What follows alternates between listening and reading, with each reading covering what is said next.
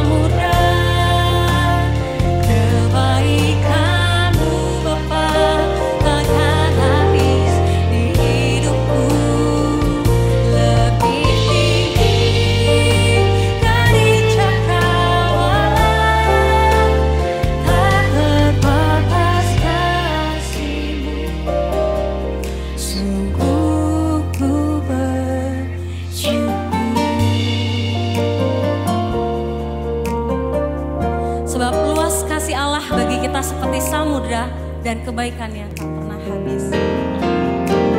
Semusim berlalu, namun kau selalu lihat aku. Kasih dan setiamu tak pernah layu di hidupku. Lebih luas dari samudra, kebaikanmu Bapa takkan habis di hidupku. Lebih tinggi dari cakrawala, tak terbatas kasih-Mu. Sungguh ku bersyukur.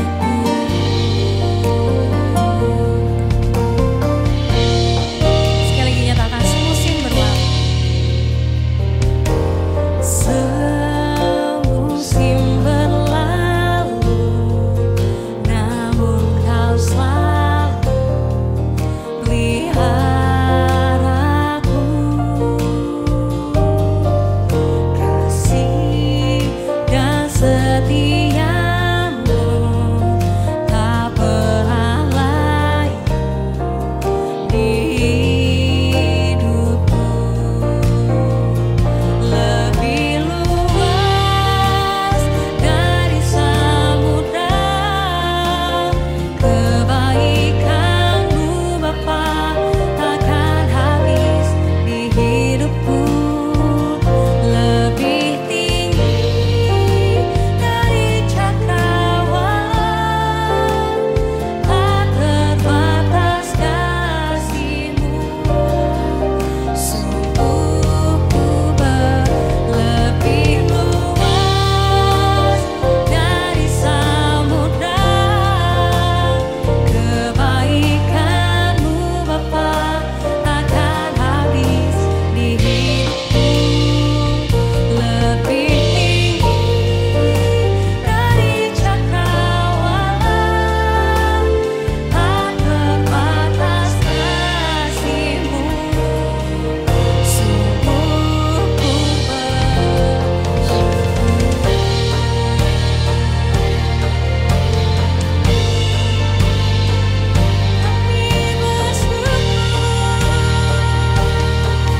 sebab Kau baik dalam hidup kami Tuhan. Kami bersyukur, terima kasih Tuhan. Lebih luas dari samudra, kebaikanmu Bapa takkan habis di hidupku. Lebih tinggi dari cakrawala, tak terbatas kasih-Mu. Sungguh ku lebih luas dari samudra, kebaikanmu Bapa takkan habis di hidupku. Lebih tinggi dari cakrawala, tak terbatas kasih-Mu. Sungguh ku bersyukur.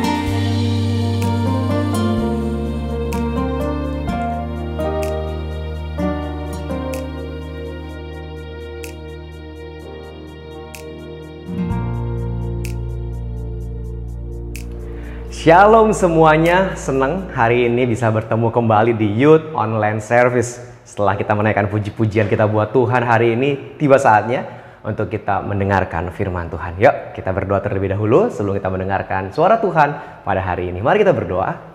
Bapa yang baik, kami bersyukur karena sepanjang minggu ini penyertaan Tuhan begitu nyata buat kami. Kami rasakan sepanjang kami di sekolah, sepanjang kami di pekerjaan, sepanjang kami di perkuliahan, sepanjang kami di rumah, di aktivitas hari-hari kami sepanjang minggu ini, kasih Tuhan tidak pernah meninggalkan kami. Kami bersyukur untuk hari ini, untuk ibadah Youth Online Service ini. Segala pujian hormat bagi nama-Mu Bapa, dan tiba saatnya untuk kami mendengar suara-Mu. Berbicaralah kepada kami masing-masing, apa yang mau Tuhan sampaikan, sampaikanlah Bapa. Terima kasih, berkati hamba-Mu, dengan kuat kuasa Allah saja firman-Mu ini disampaikan, dan kami yang mendengar, siapapun kami, mendapatkan pesan firman Tuhan untuk kami bawa dalam kehidupan kami sepanjang hari ini, esok, dan kedepannya. Dalam nama Yesus Kristus hamba berdoa, dan kami mau mendengar firman Tuhan. Haleluya, amin. Sekali lagi saya sapa, shalom semuanya. Senang sekali lagi ya, saya harus ulang-ulang kata senang karena memang senang ya. Karena memang senang bisa bersama-sama beribadah di Youth Online Service hari ini, hari Minggu tanggal 12 September. Dan kita melihat bahwa ini semua terjadi karena kasih Allah buat kita. Tidak hanya ibadah ini terjadi, bahkan sepanjang minggu ke belakang, apapun yang kita rasakan, apapun yang sudah kita alami, itu bukti nyata kasih Allah buat kita. Atau mungkin di antara kita saat ini ada yang sedang bertanya, seperti apa sih spesifiknya kasih Allah?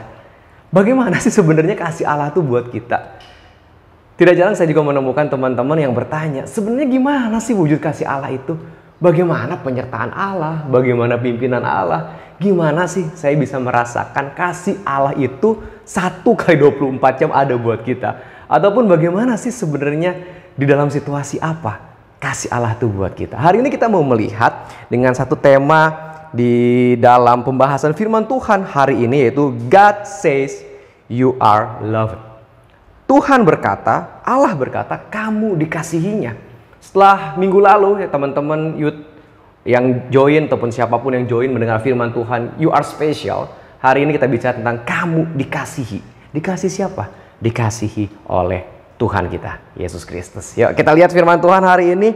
Yohanes 3 ayat 16 berkata, karena begitu besar kasih Allah akan dunia ini, sehingga ia telah mengaruniakan anaknya yang tunggal, supaya setiap orang yang percaya kepadanya tidak binasa, melainkan beroleh hidup yang kekal. Karena begitu besar. Bagian firman Tuhan yang menurut saya sudah menjadi ayat hafalan, sudah menjadi bagian yang sehari-hari kita dengar bicara tentang kasih Allah. Tetapi ada satu kata di situ, itu karena. Karena begitu besar. Artinya ada alasan Allah mengutus anak tunggalnya Yesus Kristus buat kita, yaitu untuk menyatakan kasihnya buat kita. Karena begitu besar. Ini bukan main-main ya teman-teman semua, youth dan kita semua yang mendengar firman Tuhan hari ini. Kasih Allah itu tidak main-main. Tapi ini sungguh-sungguh inisiatif Allah menyatakan kalau Dia tuh mengasihi kita. Satu bagian firman Tuhan lagi buat kita. Di Roma pasalnya yang kelima. Roma pasalnya yang kelima, ayat yang ke-8. Roma 5 ayat yang ke-8, firman Tuhan berkata, akan tetapi Allah menunjukkan kasih-Nya kepada kita oleh karena Kristus telah mati untuk kita ketika kita masih berdosa. Pasal 3 ayat 16 Yohanes katakan, karena begitu besar kasih Allah akan dunia ini, sehingga Ia mengaruniakan anaknya yang tunggal, supaya setiap orang yang percaya kepadanya tidak binasa, melainkan beroleh hidup yang kekal. Bagian berikutnya, Roma 5 ayat 8, tetapi Allah menunjukkan kasih-Nya kepada kita oleh karena Kristus telah mati untuk kita. Kapan? Ketika kita masih berdosa. Ini satu wujud kasih yang begitu luar biasa. Allah menerima kita dengan setiap keberadaan kita masing-masing. Allah mengutus Yesus Kristus untuk datang ke dunia menjadi penyelamat buat kita. Di tengah-tengah kondisi dunia yang jahat, keberadaan kita, tapi Allah ada mengasihi kita.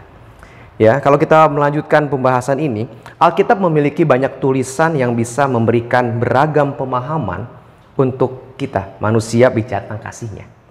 Melihat bagaimana spesifiknya Allah tidak hanya menyampaikan, tetapi juga Dia menyatakan, menunjukkan kasih-Nya, bahkan juga melakukan kasih-Nya itu buat kita.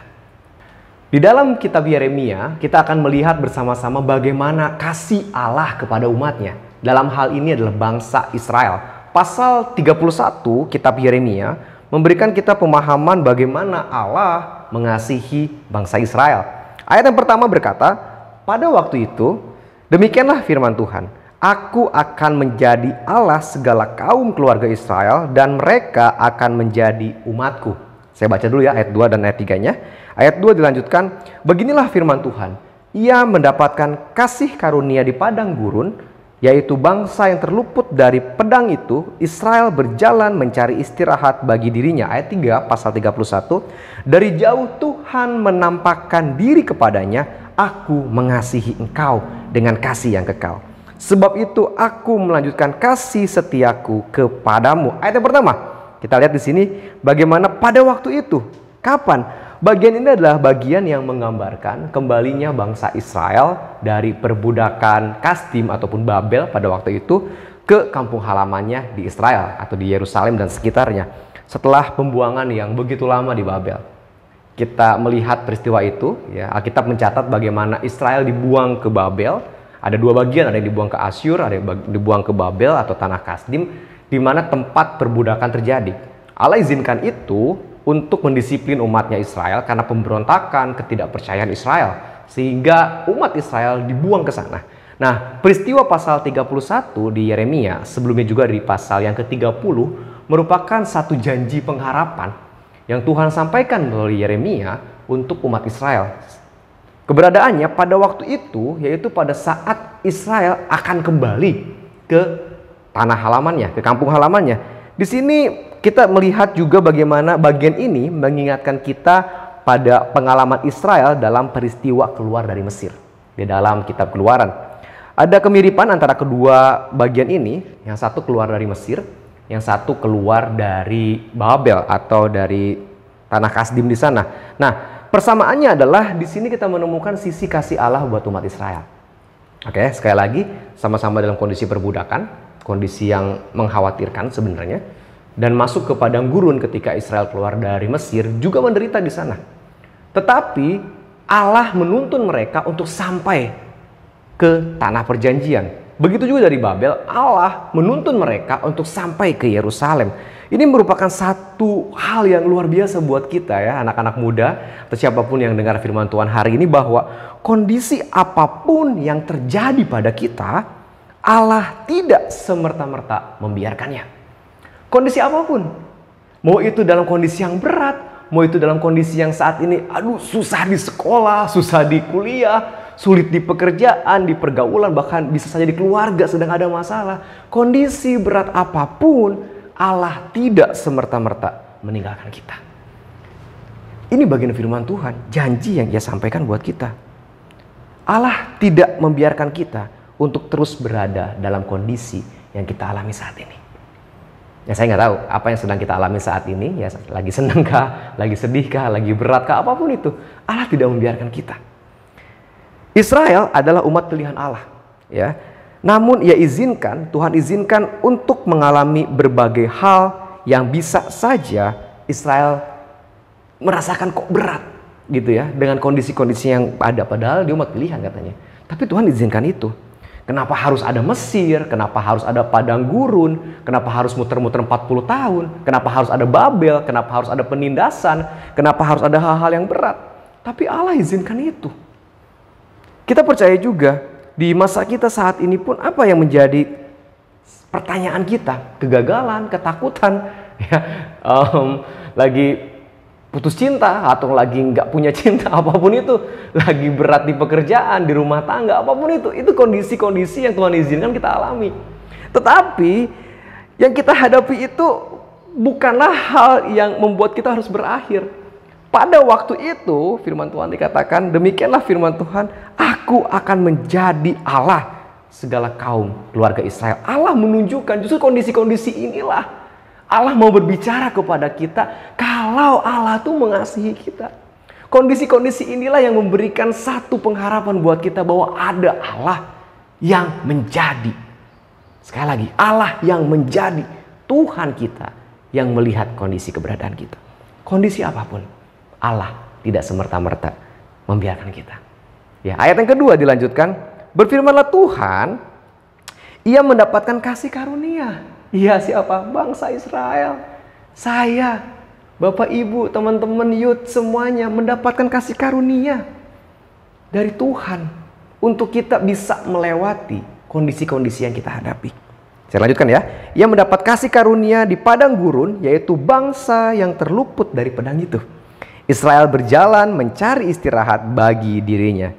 Jalan yang dilalui Israel untuk bisa kembali ke bangsanya atau ke tanahnya di Israel dari Babel bukanlah jalan yang mudah. Ya, kondisinya sulit. Sekali lagi saya membandingkan dengan keberadaan juga saat Israel keluar dari Mesir. Untuk kembali ke tanah perjanjian, jalannya sebenarnya mudah, tapi Tuhan izinkan untuk mengalami hal-hal yang sulit. Artinya ada satu jalur yang harus Israel hadapi sebelum mereka bisa dapat kembali ke tanah kelahirannya, kampung halamannya, untuk mengalami hal-hal di perjalanan membentuk mereka, ya.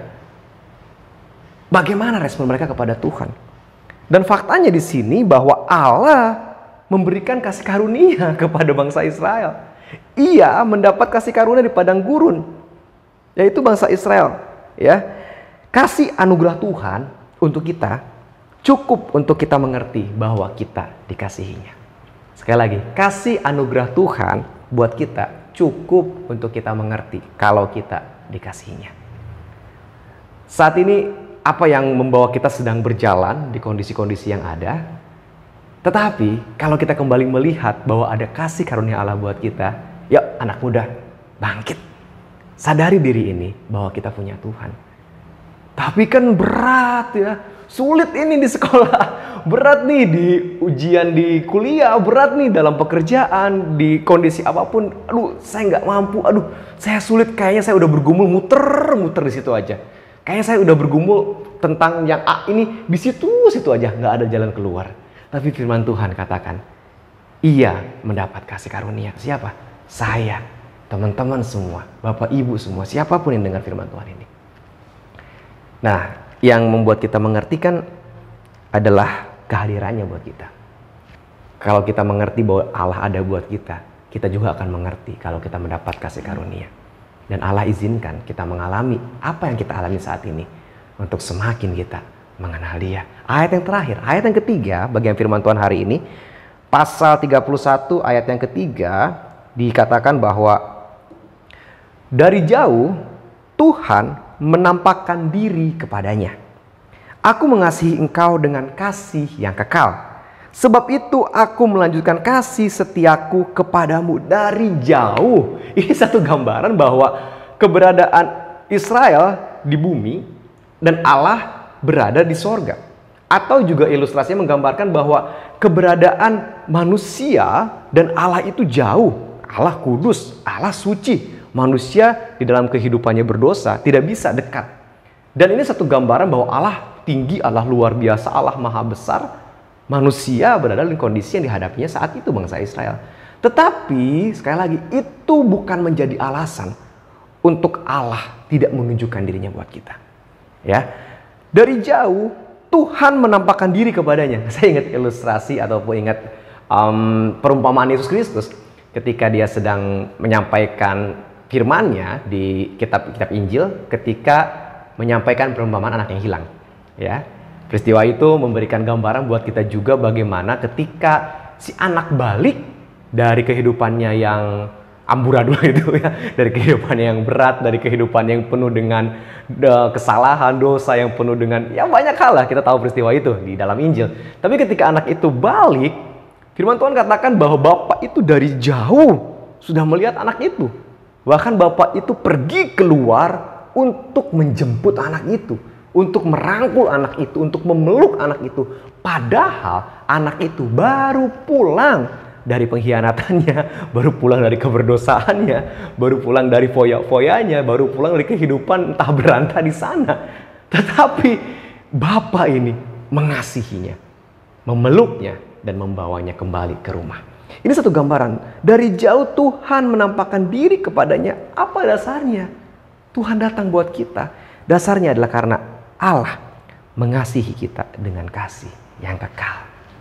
Ya, menggambarkan posisi yang ternyata Allah tuh nggak sejauh itu gitu ya. Ini sih kalau saya lihat Allah yang maha besar, maha kudus, maha kuasa itu yang memang tidak bisa kita jangkau dengan tangan kita secara fisik. yang tidak bisa kita lihat secara mata fisik ini, yang kita tahu bahwa Allah itu kudus, maha luar biasa, kita nggak ada layak-layaknya untuk ketemu dia, tetapi justru dianya yang datang buat kita dan mengatakan, "Hai Henry, kamu layak. Hai Henry, aku mengasihi engkau." Buat kita juga sama. Allah lah yang datang dan menyatakan, "Aku mengasihi engkau, hei anak muda. Aku mengasihi engkau, hei siapapun kita." Ya, siapapun kita. Allah yang mengatakan itu. Di padang gurun ketika Israel keluar dari Mesir, tidak semerta-merta Israel berdiam begitu saja menghadapi hal yang berat. Bukti kasih Allah buat Israel. Ketika dia harus berjalan di siang hari panasnya, ada tiang awan yang Tuhan siapkan. Yang Tuhan persiapkan untuk bangsa Israel berjalan. Di malam hari, bukti kasih Allah buat bangsa Israel. Ada tiang api untuk menghangatkan dan tetap memimpin, memberikan petunjuk untuk Israel berjalan. Ketika keluar dari Babel, Allah pun memimpin mereka untuk kembali ke tanah mereka. Apa dasarnya? Kasih yang kekal. Ya, kasih yang kekal juga dapat diterjemahkan sebagai kasih penuh kesetiaan yang tidak berubah. Kasih Allah itu luar biasa. Bukan hanya kasihnya yang kekal, tetapi juga yang tidak pernah berhenti. Gini, maksudnya kasih yang tidak pernah berhenti adalah teman-teman semua ya. Ketika Allah menyatakan kalau dia mengasihi kita, itu adalah satu poin yang harus kita respon bahwa yes Lord, aku juga mengasihi engkau. Dan perjalanan kehidupan kita, Tuhan izinkan kita menghadapi banyak hal. Anak muda menghadapi banyak hal, bahkan orang tua siapapun menghadapi banyak hal. Tapi jangan lupa, kondisi apapun ketika kita menghadapinya balik kepada Allah. Sesulit apapun hidup kita tidak bisa balik kepada siapapun selain kepada Allah. Karena dialah yang mengasihi kita. Hubungan yang dekat dengan Allah yang akan membuat kita memahami kalau Allah itu sungguh-sungguh mengasihi kita. Ya, kalau kita nggak punya hubungan yang dekat dengan Allah, menghadapi banyak hal di usia kita, di keberadaan kita nggak akan pernah punya pemikiran dalam diri ini bahwa ada Allah yang mengasihi kita. Akan sangat sulit kita memikirkan Allah kalau kita tidak punya hubungan yang dekat dengan Dia. Sehingga firman Tuhan disampaikan pun, kalau kita nggak punya kedekatan dengan Allah, God says you are loved. Tuhan berkata kamu dikasihinya. Tapi kalau kita nggak punya hubungan yang dekat dengan Dia, nggak mau menjalin interaksi dengan Dia, nggak akan pernah kita memahami begitu luar biasanya kasih Allah buat kita. Tetapi ketika kita punya hubungan dengan Dia, kita akan mengerti begitu luar biasanya kasih itu yang akan terus kita bawa dalam kehidupan kita. Ya, bagian terakhir di firman Tuhan ini saya mau ajak kita buka satu bagian firman Tuhan ataupun dua, nanti saya buka dua ayat lagi. Yang pertama dari Efesus 2 ayat 4-5. Ya, Efesus 2 ayat 4-5 berkata, "Tetapi Allah yang kaya dengan rahmat, oleh karena kasih-Nya yang besar yang dilimpahkannya kepada kita, telah menghidupkan kita bersama-sama dengan Kristus.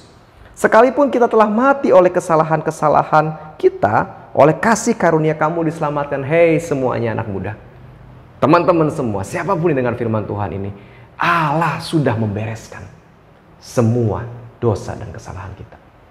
Ketika kita tahu begitu besarnya kasih Allah dan kita percaya Yesus Kristus adalah Tuhan yang juru selamat, sudah selesai. Kasih-Nya sudah diberikan buat kita. Dan tidak hanya sampai situ, tapi di perjalanan kehidupan ini, di Roma pasal yang ke-8, ya kita baca bagian firman Tuhan ini secara perlahan-lahan.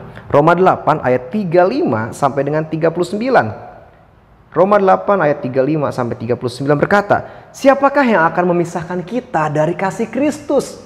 Penindasan atau kesesakan atau penganiayaan atau kelaparan atau ketelanjangan atau bahaya atau pedang?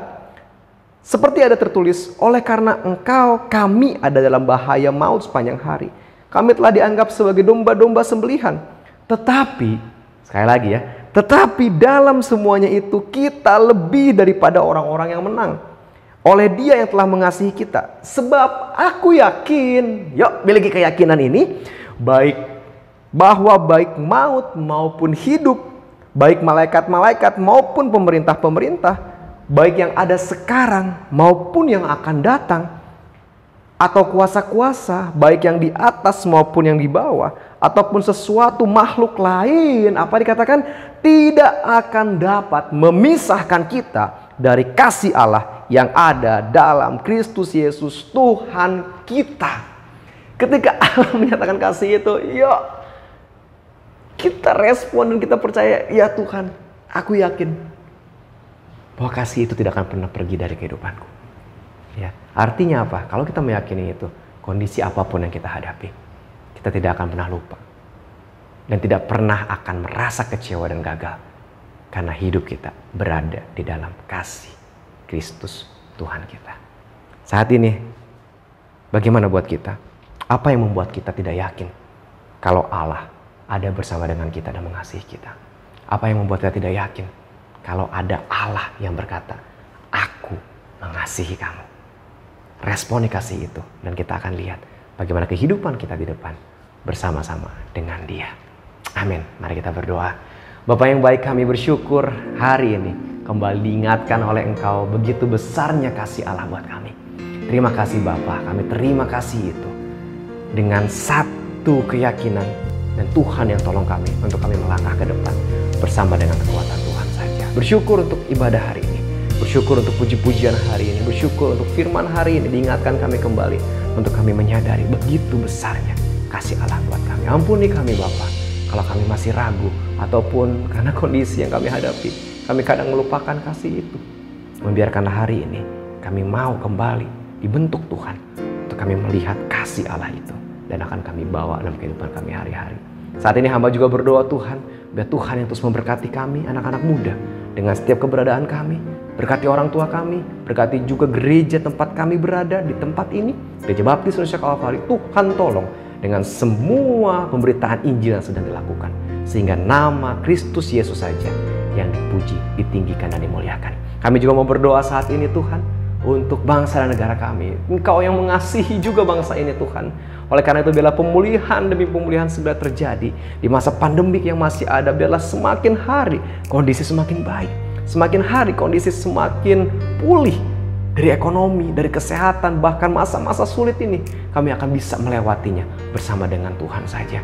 Jikalau saat ini pun ada teman-teman kami yang terbaring lemah karena sakit, dengan kondisi keberadaannya, Tuhan kuatkan mereka melalui para dokter ataupun obat yang dimakan dan diminum boleh menjadi sarana kesembuhan yang Tuhan berikan. Saat ini di antara kami ada yang mengalami beban berat di usia kami, di masa-masa muda ini, di sekolah kami, SMP, SMA, SD, atau di perkuliahan, di pekerjaan, atau juga orang tua di rumah tangga. Apapun yang kami hadapi, beban berat yang Tuhan izinkan kami alami, Tuhan hamba berdoa, karena kasih Tuhan yang besar itulah yang akan membawa kami semangat untuk kami terus melangkah di dalam kasih Tuhan menghadapi tantangan yang ada di depan. Terima kasih Bapa. Inilah doa yang kami naikkan kepadamu. Dan kami juga bersyukur untuk firman Tuhan hari ini. Di dalam nama Yesus Kristus kami berdoa dan hamba bersyukur. Haleluya. Amin.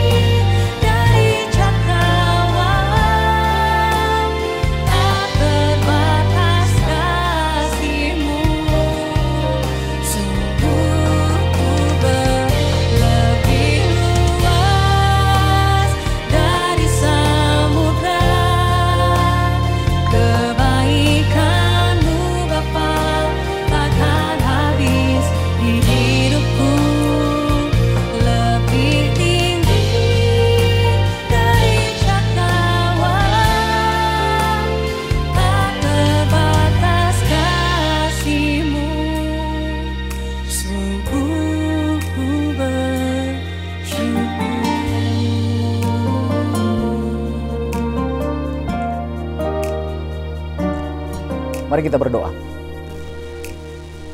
Bapa di surga, kami mengucap syukur untuk kasih setiamu yang begitu besar buat kami semuanya. Kami bisa bersama-sama untuk beribadah, menikmati kebaikan Tuhan di dalam ibadah ini. Dari awal sampai akhir, kami bisa bernyanyi bersama-sama. Kami bisa berdoa, kami bisa mendengarkan firman Tuhan. Bahkan kami juga bisa memberikan persembahan syukur kami kepadamu ya Tuhan. Biarlah kiranya apa yang kami buat ini, semuanya ini mendatangkan kemuliaan bagi nama Tuhan. Kami mau serahkan saja seluruh perjalanan hidup kami ini ke dalam tangan Tuhan yang penuh kasih. Pimpin kami semua ya Tuhan. Kami tidak mengerti, tidak tahu apa yang akan terjadi, tetapi kami tahu bahwa kami punya Tuhan yang maha tahu. Oleh karena sepanjang minggu yang akan kami lalui ini, kami hanya serahkan semuanya itu ke dalam tangan Tuhan. Memberkati kami semua Tuhan.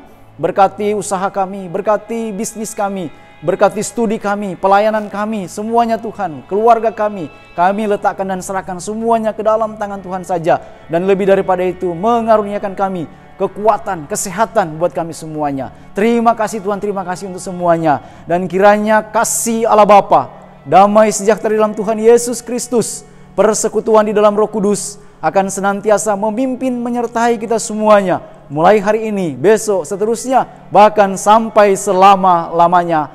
Amin.